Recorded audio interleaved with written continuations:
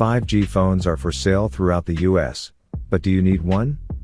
If you're looking for a phone that can connect to the newest cellular networks, here's what you need to know about 5G phones.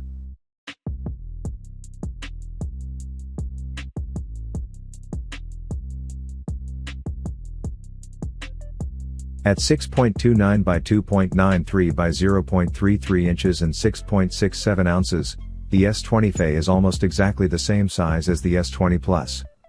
That means it isn't a small phone, but it's on par with most of the flagships on the market. The phone comes in 6 colors including lavender, mint, navy, orange, red, or white. Overall, there's a humble feel to it. With its flat front and matte metal surfaces, the S20 FE doesn't try to scream luxury object the way curved glass phones do. It's also a bit more usable, and you don't have the accidental touch problem people often have with curved screen phones. In addition, the matte back does a much better job at repelling both fingerprints and scratches than the S20's glass back does.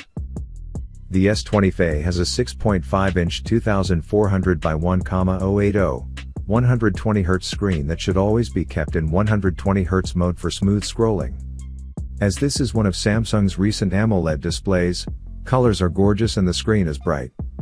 While the S20 series is capable of going up to a higher 2560 by 1,440 resolution, it can only do so at 60 Hz, and I've found the smooth scrolling is worth the difference over the higher resolution.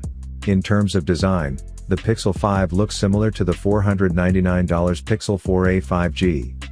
And at 5.7 by 2.8 by 0.3 inches and weighs 5.3 ounces, it's almost the same size and weight as the $349 Pixel 4a.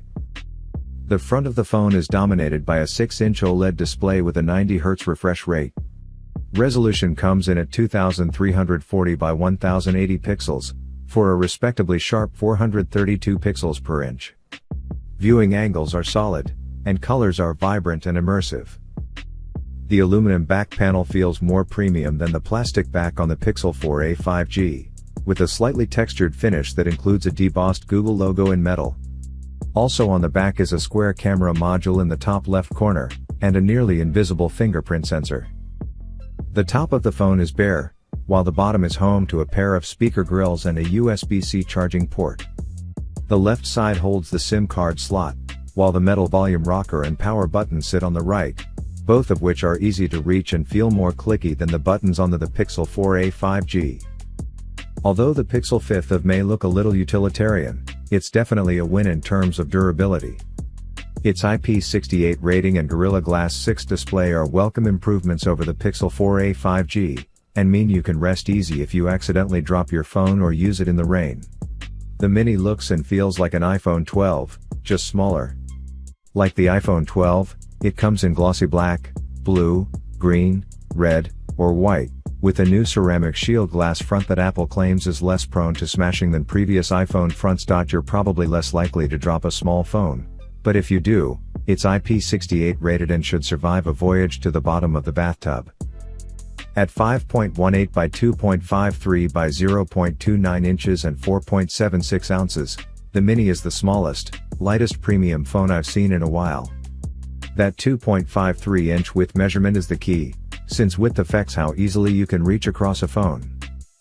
The Mini's luxury experience starts with the screen. The highly saturated OLED display makes the iPhone SE's LCD look washed out. At 5.4 inches and 2340 by 1080 pixels, it's even denser than the iPhone 12's display, with 476 pixels per inch. Yet it's the same brightness, averaging 625 nits, brighter than previous generation iPhone screens. No expense was spared for the cameras on the iPhone 12 mini, they're the same as in the iPhone 12. On the back, there are 12 megapixel regular and ultra-wide cameras. On the front, there's a 12 megapixel selfie camera.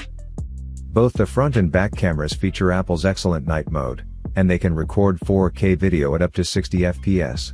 Folding and dual screen phones exist because people keep wanting bigger screens, but they don't want to have to carry a tablet in their pocket. The Galaxy Fold 2 solves these design problems. It's completely usable as a high-end smartphone when it's closed, and its big 7.6-inch interior screen is the ultra-thin glass used on the Galaxy Z Flip. It's not the same Gorilla Glass as on the front and back of the phone, but it also doesn't look like it's about to come apart or collect dirt in the edges. There's a new hinge, using technology once again from the Z Flip with little rubber brushes inside that expel dust and dirt. Samsung says it's good for 200,000 folds, and unlike with the first Fold, we haven't heard about screens breaking.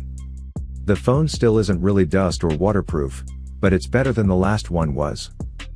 There are quirks. The Z Fold 2 is still a bit like a 1980s laptop. At 6.3 by 2.7 by 0.7 inches and a hefty 9.9 ounces, the Z Fold 2 lands in your pocket with a thud. The phone comes in black or bronze, with your choice of blue, gold, red, or silver hinge accents. The 9 Pro's base model has 8GB of RAM and 128GB of storage.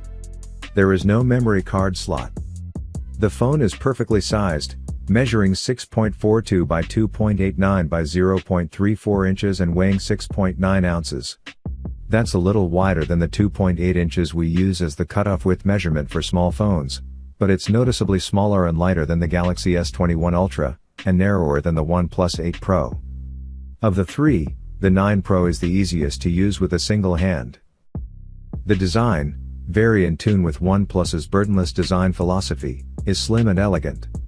The phone's body is rounded, with the traditional OnePlus mute switch on the left side and the Hasselblad branded camera module on the back. The camera doesn't stick out nearly as much as recent Samsung camera bumps do. The front-facing camera is a hole punch on the upper left corner, just like on the 8 Pro. The phone has an IP68 rating for water and dust resistance, and comes in 2 colors. Unlike the Galaxy S21 Ultra and recent iPhones, your OnePlus phone comes with a cable and a 65 watts charger. There's a reason: OnePlus uses proprietary USB-C chargers. Though the phone will charge from any USB-C source, it'll only achieve its highest charging speeds with the included charger. As for the onboard speakers, the audio quality is excellent. Dual stereo speakers deliver audio with a peak volume of 98 decibels and a surprising bit of mid-bass.